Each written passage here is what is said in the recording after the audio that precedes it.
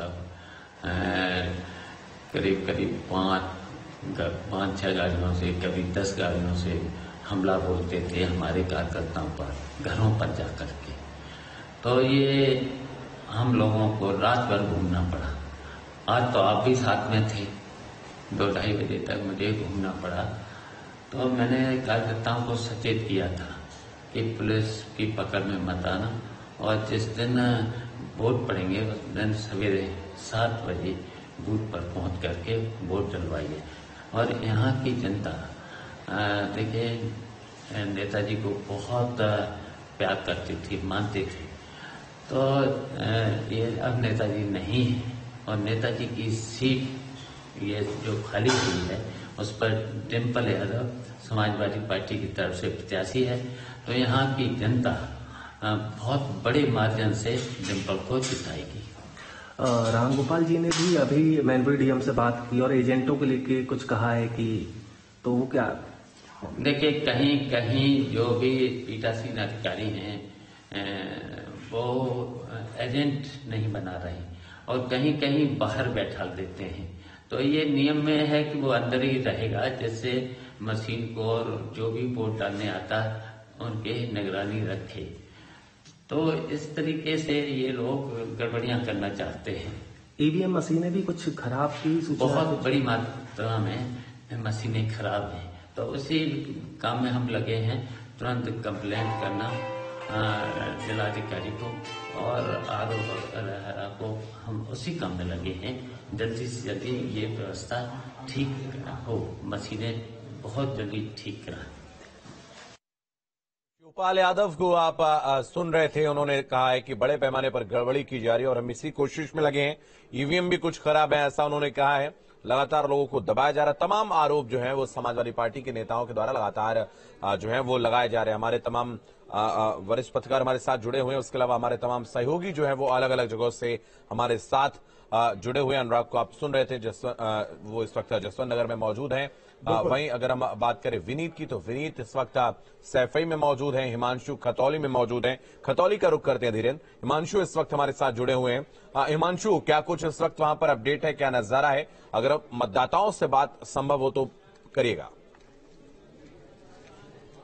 बिल्कुल, देखिए सबसे पहले आपको बता दूं, अभी मदन भैया जो कि गठबंधन के प्रत्याशी हैं आरएलडी से, वो यहां पहुंचे थे इसी सेंटर पर, और सेंटर के अंदर जाकर उन्होंने जायजा लिया कि सब कुछ ठीक है या नहीं, क्योंकि ये खबर आ रही थी, उनको ये सूचना मिली थी कि मतदान सही तरीके से नहीं कराया जा रहा है। कुंदकुंज जैन ये डिग्री कॉलेज है जहां पर लोग वोट डालने के लिए पहुंच रहे हैं। लेकिन जब हमने मदन भैया से बातचीत की प्रत्याशी से, तो उनका सीधे तौर पर कहना है वो अपनी जीत को लेकर अस्वस्थ हैं और खतौली की जनता इस बार बदलाव चाहती है, ऐसा उन्होंने दावा पेश किया। जिस तरह से वो दावा पेश कर रहे थे तो ऐसा लग रहा था उनकी बातों से कि उनको लग रहा है कि जो एक कैलकुलेशन है जो लेकर चलता है कोई भी कैंडिडेट, तो उस कैलकुलेशन में वो अपने आप को फिट मान रहे थे और उनको लगता है कि इस बार खतौली से उनकी जीत होगी। हालांकि जीत का ताज किसके सर पे चढ़ेगा ये तो 8 तारीख को पता चलेगा, लेकिन जो वोटर हैं वो लगातार यहां पहुंच रहे हैं। तस्वीरें दिखाऊं, ये जो बाहर लोग निकल रहे हैं, महिलाएं खासतौर पर, ये अपनी वोट कास्ट करके निकल रहे हैं। इनसे हम बात करने की कोशिश करेंगे और जानेंगे किन मुद्दों को लेकर इन्होंने वोट किया।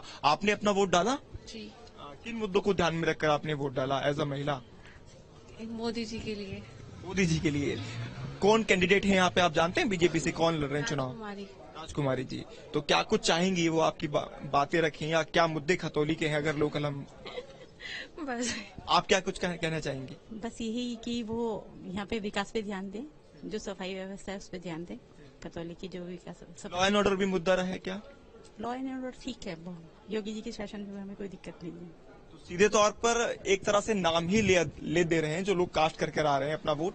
वो बता रहे हैं कि लॉ एंड ऑर्डर पहले से काफी बेहतर हुआ है और योगी जी की सरकार को वो पसंद कर रहे हैं और उन्हीं को वो वोट देकर आ रहे हैं। ऑन कैमरा वो कहते नजर आ रहे हैं और ये जो आप लोग देख रहे हैं। ठीक है हिमांशु, आएंगे लगातार तस्वीरें और हर एक अपडेट अपने दर्शकों तक हम पहुंचा रहे। मेगा कवरेज लगातार जारी है। सर, अहमदाबाद में शाही मस्जिद के इमाम हैं, वो बोल रहे हैं कि जो है मुस्लिम महिलाओं को चुनाव का टिकट देना इस्लाम के खिलाफ है और ये धर्म को कमजोर करने की बात है। ये देश जो है वो संविधान से चलता है, यहाँ पे कोई शरीयत से नहीं चलता। ये हिंदुस्तान जो है वो सेकुलर कंट्री है, संविधान से चलने वाला देश है।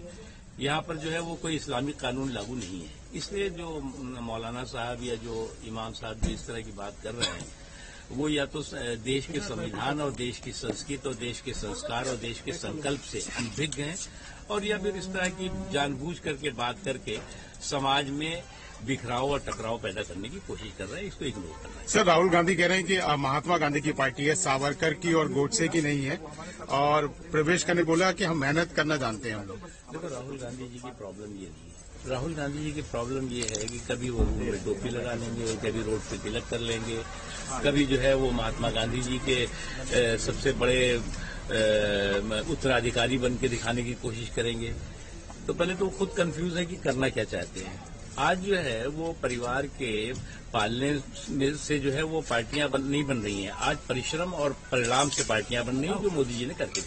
सर, हरीश रावत कह रहे हैं कि पीओके को वापस लेना हमारा कर्तव्य है, और कांग्रेस सरकार के दौरान उन्होंने इस पर प्रस्ताव भी पारित कर दिया था। उनकी जो भावनाएं हैं वो जल्दी ही पूरी होंगी, उनको चिंता करने की जरूरत नहीं है। तो मुख्तार अब्बास नकवी को आप सुन रहे थे, वोट डालने के लिए वो पहुंचे हुए हैं। और अगर हम देखें तो इस वक्त दिग्गजों की जो किस्मत है वो दांव पर है और मतदान लगातार जारी है। मैं आपके पास आऊंगा उमाकांत जी। अगर हम देखें तो समाजवाद शब्द को लेकर बहुत ज्यादा इस वक्त जो है विचार सुनने को मिले हैं जनसभाओं के दौरान भी। एक समाजवाद का जिक्र जो है अखिलेश यादव करते हैं, दूसरी तरफ बीजेपी आरोप लगाती है कि उनका समाजवाद सिर्फ परिवार तक सीमित है। अखिलेश यादव कहते हैं कि जो राम राज्य है वही समाजवाद है। मैं चाहूंगा इसको थोड़ा सा स्पष्ट करें आप दर्शकों के लिए। देखिए, जब देश आजाद हुआ तो देश को किस रास्ते पर ले जाया जाए। ब्रिटिश हुकूमत की जो दास्ता थी, उससे गुलामी का जो दौर था, तो ये था कि भाई समाजवाद जो सोशलिज्म था वो बेसिकली भारत में नहीं जन्मा, वो तो पश्चिम से आया है। और उसमें ये था कि भाई जो संसाधन है, जो संपत्ति है और जो धन दौलत है, उसका समाज के हर तबके में समान बंटवारा होना चाहिए, और अमीरी गरीबी का कोई भेद नहीं होना चाहिए। सबको शिक्षा का एक स्तर होना चाहिए। अमीर का बेटा, गरीब का बेटा उसी स्कूल में पढ़ने जाए जहां सेठ का या उद्योगपति का बेटा पढ़ने जाता है। तो उसकी जो परिकल्पना थी, वो परिकल्पना तो ये है असली परिकल्पना कि सब लोग एक इक्वल फुटिंग पे समानता के तराजू पर तोले जाएंगे। विकास के अवसर, नौकरी के अवसर, शिक्षा के अवसर सबको समान दिए जाएंगे। भारत के संदर्भ में जब भारत आजाद हुआ तो राम मनोहर लोहिया और उन लोगों के साथ जितने तमाम तरह के जो लोग थे, उन्होंने कहा कि देखिए, ये समाजवाद को आगे बढ़ाने के लिए या समाजवाद के रास्ते पर देश की राजनीति को ले जाने के लिए एक नई नीति बननी चाहिए। लेकिन देखिए, बहुत टकराहट नेहरू जी की जो नीति थी, नेहरू जी का भी सोशलिज्म था। तो सोशलिज्म जो नेहरू जी का सोशलिज्म था कि वो सोशलिज्म था, उन्होंने अपने तरह का सोशलिज्म की व्याख्या की। उन्होंने देश में पब्लिक सेक्टर लगाया, उन्होंने देश में कहा कि देखिए, आप कुछ भी बात करेंगे, थ्योरी से नहीं काम चलेगा।